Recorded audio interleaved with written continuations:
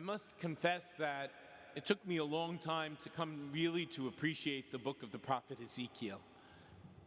Remember in early days of studying it, kind of being thrown off by all of the imagery and saying, this is a little bit far-fetched for me.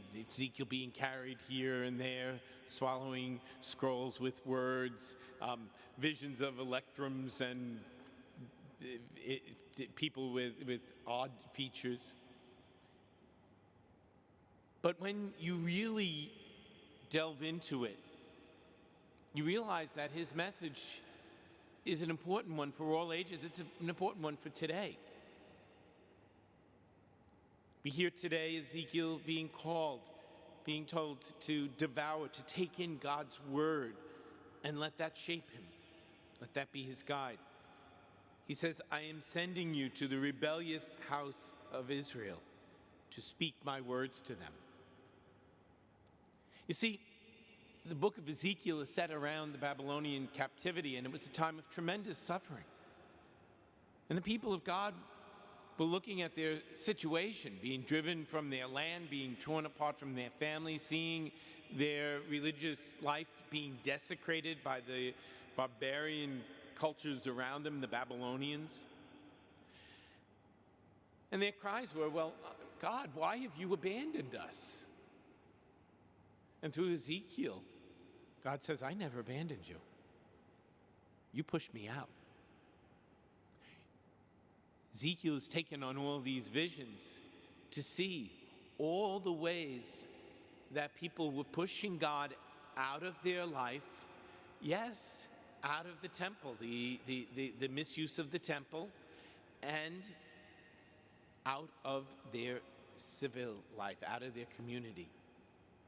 Bit by bit, they kept pushing God out of their lives. And then when God was out of their lives, everything came crashing down, and they said, oh, what happened?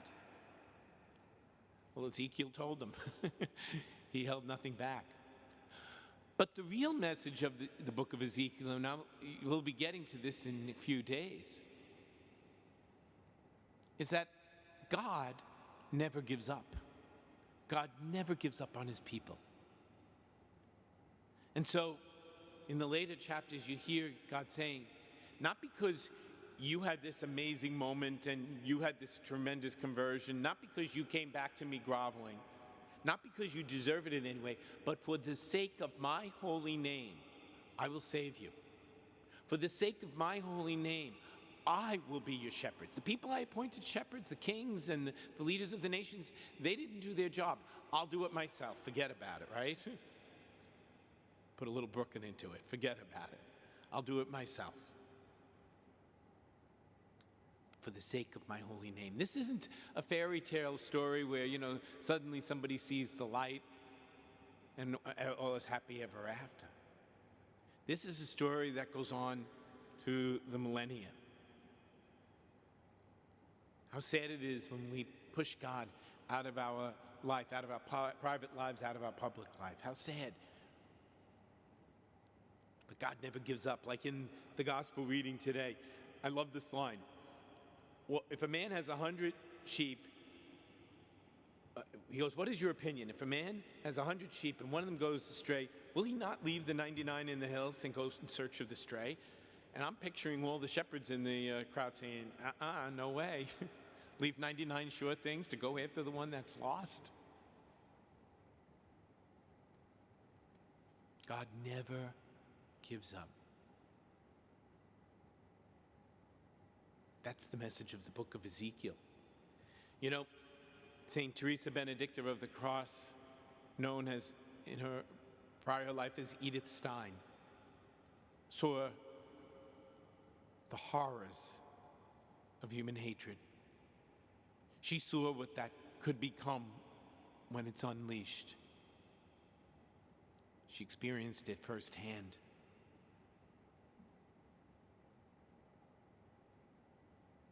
During the Holocaust. And yet, she would delve deeper. She went searching for the truth. She believed, she knew that God would never give up. She became, like the gospel said, smaller, like a child, turning to the Lord, trusting in the Lord.